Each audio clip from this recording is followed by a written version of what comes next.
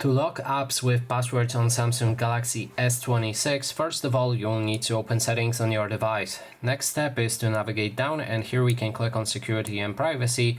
Now we can navigate down to more security settings and find secure folder. If you enter it for the first time, it will ask you to set up your folder. I've already set up my secure folder. If you need help with that, then I've made a dedicated video on how to set up secure folder. You can find it on my channel.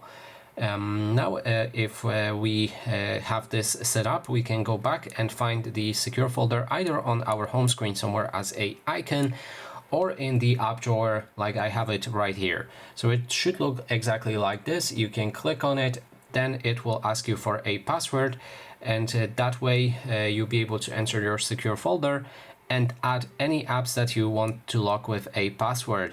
For example, we can go for Google Wallet.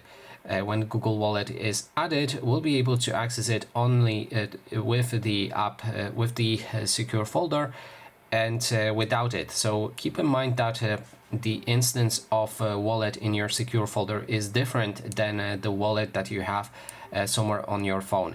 So those two apps will be different. If we try to open wallet normally without secure folder, it is logged into my Google account, and if we try to open it through secure folder, it is the different app basically.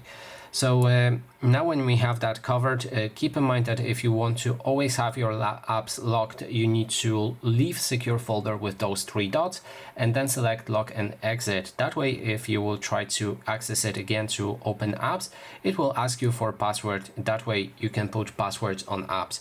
And that is basically everything. Thanks so much for watching.